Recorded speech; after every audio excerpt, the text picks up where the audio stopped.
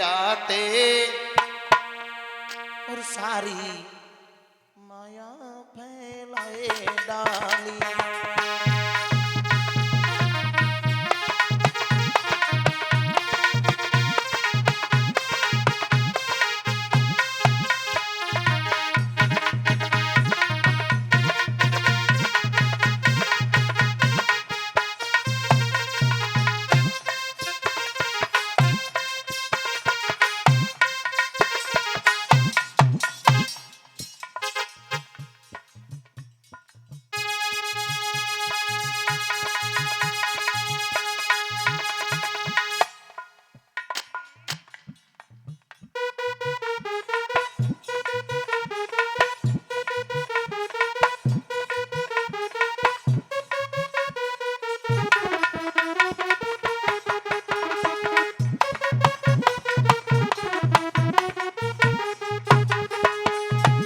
एड़ी से चोटी तक की ताकत लगा रहा है कामदेव, लेकिन भगवान शंकर की समाधि तोड़वाना तो परीक्षित महाराज बहुत बड़ी बात, उनके आसन से हिलायू ना पाओ।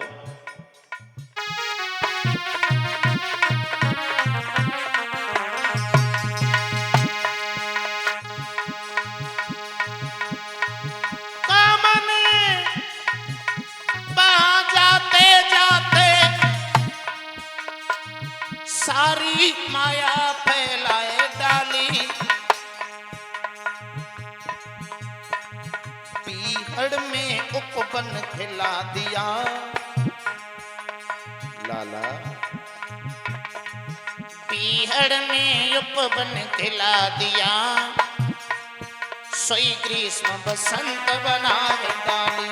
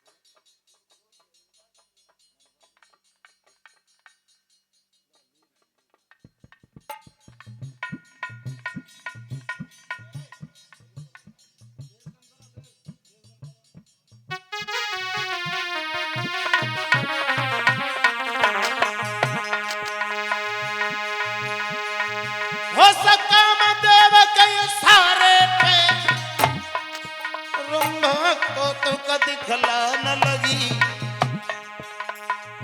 चुंदरी ले करके रंभा फिर भोला पे जलरान लगी।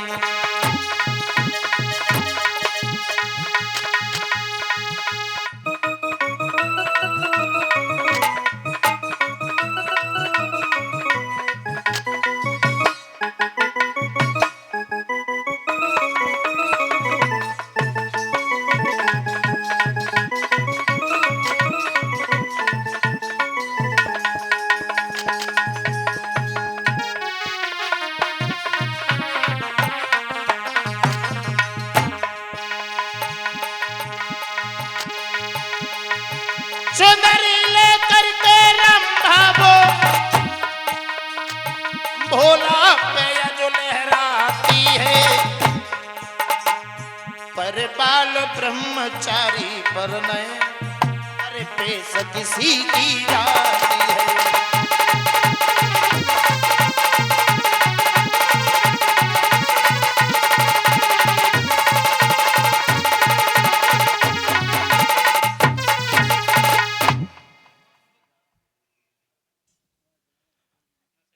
तो चली सुहावन त्रविधि बयारी, काम त्रसान उड़ावन हारी।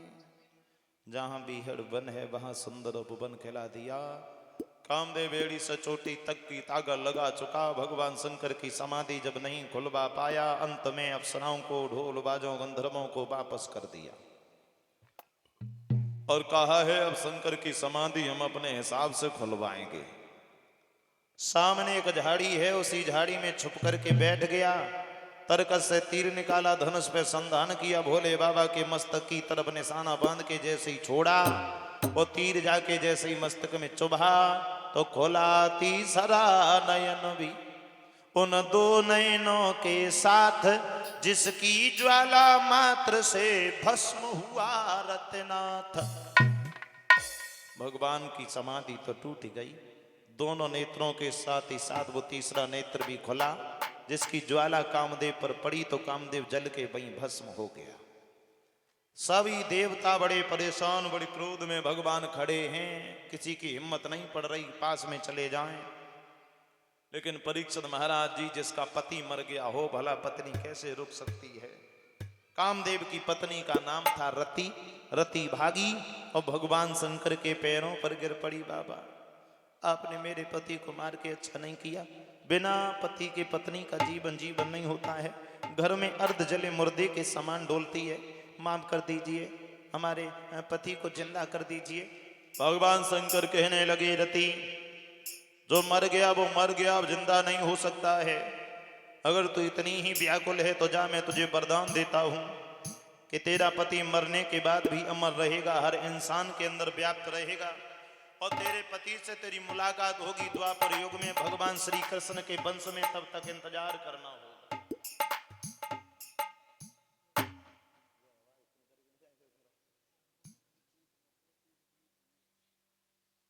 मेरे भैया श्री सुखदेव भगवान कहते ही, राजन परीक्षित, भगवान का कुछ समय बाद जब क्रोध शांत हुआ, सभी देवी देवता इकट्ठे होकर के बोले हाथ जोड़ के, प्रभु,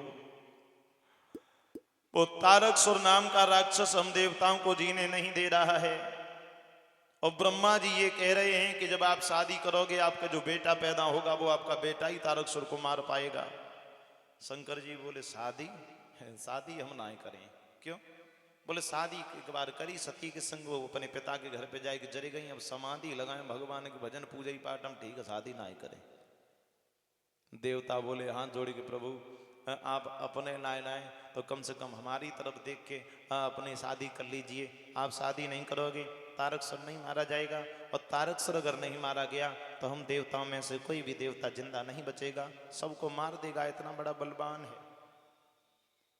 भगवान शंकर बोले, वो तो बात सही है, और जब तक शादी ना आए, जब तक कुआरे हो तो वहीं तक सुखारे हो, और शादी होने के बाद हम फिर दिन भर सवेरे संध्या तक काएं घर हम पर रहा। जैसे ट्रैक्टर देखो है, ट्रैक्टर अकेलो हो, चाहे परीक्षित महाराज जी रोड भगाए दे, चाहे मेड़ खुदाए दे, चाहे गड्ढम में निकाल लिया, कोई दिक्कत ना हो।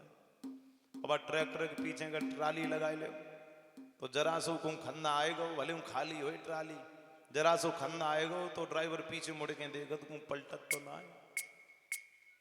और वही ट्रैक्टर वही ट्राली बढ़िया से हाईवे पे ले जाओ, जब एक ब्रेकर एक गड्ढा न हो, लेकिन भाई ट्राली में 5-7 हजार ईंटें बांध दे, फिर वो ट्रैक्टर को मुंह उठाइए धरे मारे, फिर उठाइए फिर धरे मारे, करी कछु ना पे। वैसे ही कहूँ भगवान की कृपा तो 2-4 घर में ले लला होगा, तो सब जिंदगी लगे मत जाओ, मुंह उठाओ धरे मारो, करी कछु ना पे। देवताओं ने कहा, प्रभु आप अपनी शादी कर लीजिए। भगवान शंकर जब देवताओं की ज्यादा विनती सुनी है तो जवाब दिया है, शादी अगर कर भी लें तो शादी के लिए कोई लड़की चाहिए, वो लड़की हमारी नजर में नहीं है। सप्तऋषि पास में ही खड़े थे, सप्तऋषियों ने जवाब दिया, वो हिमाचल की बेटी गिरजा तुम्हारी नाम की माला लिए डोल रही है, और वो कह रही है कि शादी करूंगी तो केवल और केवल शंकर जी से। सप्तऋषियों से कहा है कि तुम चले जाओ और एक बार गिरजा की परीक्षा लेके आओ, देखें गिरजा वास्तव में हमें चाहते कि वैसे ही माला लाए घूम रही है। सप्तऋषि चले और ऋषियों ने जाकर के जवाब दिया गिरजा से, गिरजा हम पहले कहते थे क्यों व्यर्थ में मात पचाती हो, वे काम देव तो भस्म भई, अब किन से ब्याह रचाती हो। कामदेव को भस्म कर दिया भगवान शंकर ने। और जब कामदेव नहीं रहा है तो शादी और विवाह का फिर मतलब क्या रह गया।